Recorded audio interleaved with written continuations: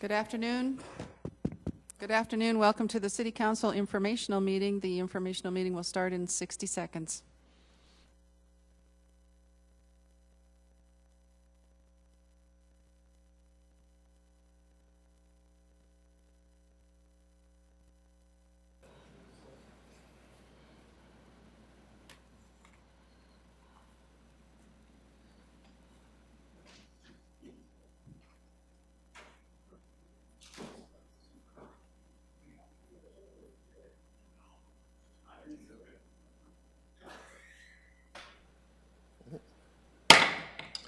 Call to order this meeting of the Sioux Falls City Council informational meeting, Tuesday, June 2nd, 2015.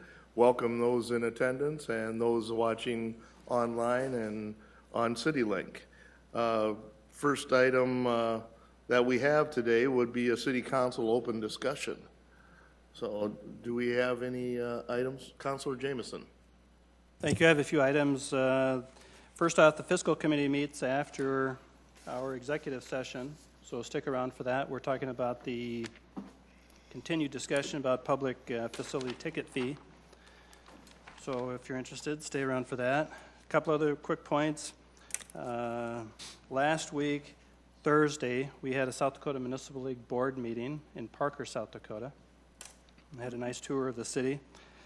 And one of the things that came up at our board meeting is a decision to create a committee that combines county commissioners and municipal league members to have a committee together so we can try to collaborate on legislative issues that work together for the city and the counties. And so that started the discussion about what the city is doing with Lincoln County and Minnehaha County.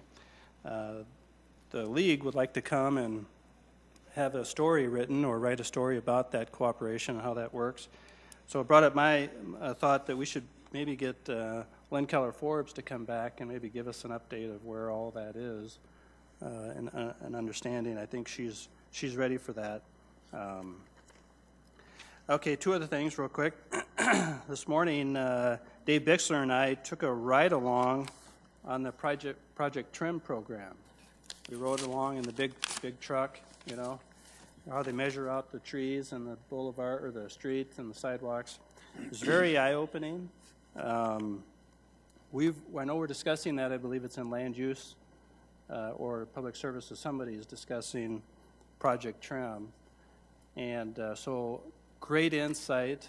I would encourage every counselor to do it because it'll really give you perspective about how the program works and answer questions when people call and ask you how come they didn't mark my tree branch, you know, why didn't they tell us to cut this one? Very enlightening. The guys there, very helpful. Anyway, very insightful. I would tell you to check it out. The other part, Dave and I afterwards went over to the bus transfer station. So I wanted to discuss a little bit. Last week, the group met regarding the pilot program allowing the youth to ride the buses. We met last Friday, and Christine, Rick, Dave, Jim, and I, and had a nice discussion about some of the issues that we needed to cover. But one of the big things we came up with was how do you keep track of all these riders? How does Sioux Area Metro do that? So Dave and I went on a little outing. We went over to the bus station, and we climbed aboard a bus where there was a driver, and we asked him, how do you keep track of these guys with a dog tag?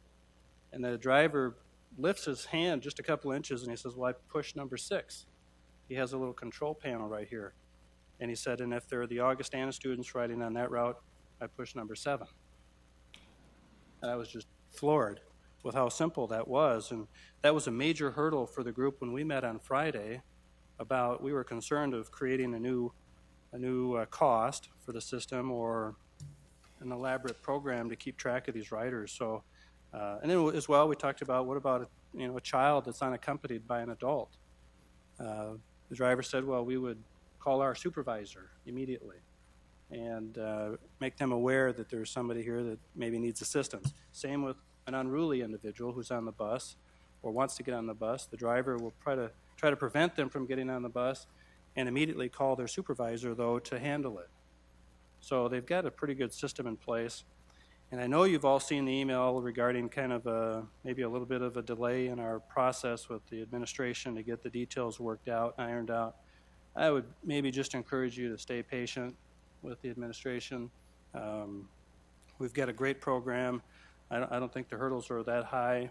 We can overcome them, but let's not get too tied up in the political process of it all, but just stay patient. So I would encourage you to do that. That's all I have. All right, is there anyone else? Councilor Offenbach?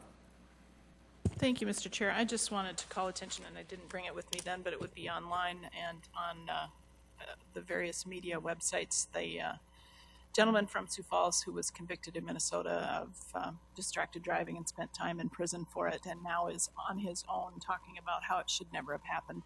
I think that that's just the beginning in this area of the stories that we're going to hear about people getting themselves in trouble, creating all kinds of problems based on cell phone usage when they're driving.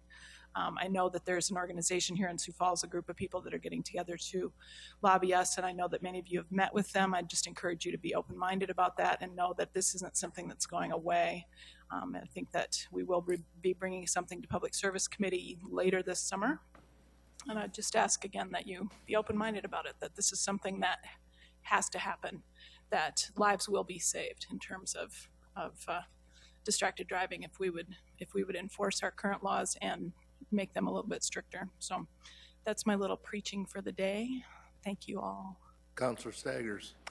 Yes, I have a question for Councilman Jameson, and anybody else can answer it if they want to, but intuitively, I didn't feel there'd be a whole lot of cost involved by giving kids free rides during the summertime. Is there much cost involved? And if there is a lot of cost, where's it at?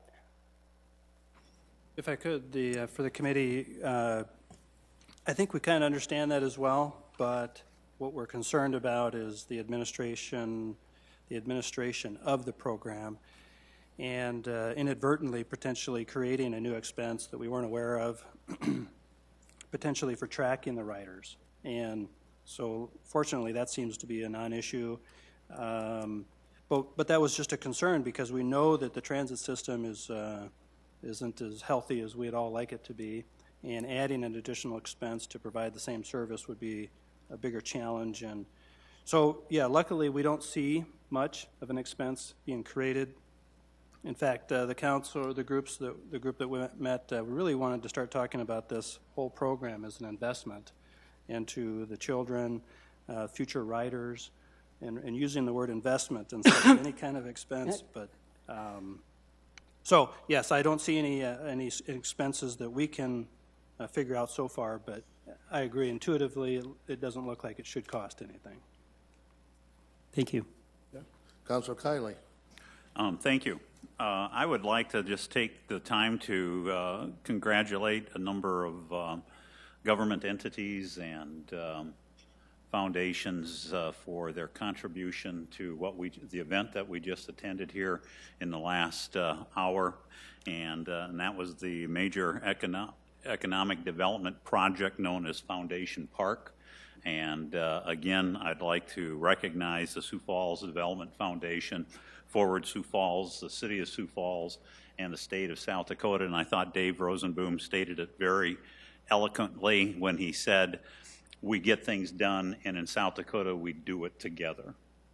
And I think this will be the largest industrial business park in the state of South Dakota, and it's going to make us a major player in the Midwest in attracting business and manufacturing jobs here to the state of South Dakota. So again, a great collaborative effort, job well done. Thank you. Is there any other subjects that anyone would like to bring up this time? Mr. Chairman, I'd like to move that we go into executive session pursuant to personnel matters according to South Dakota Codified Law 1-25-21. Second. All right, we need to have a vote on that, a voice vote? Okay. All in favor say aye. Aye. All right, and this meeting is adjourned. No. No, isn't it? Correct? Is it It adjourned? is adjourned.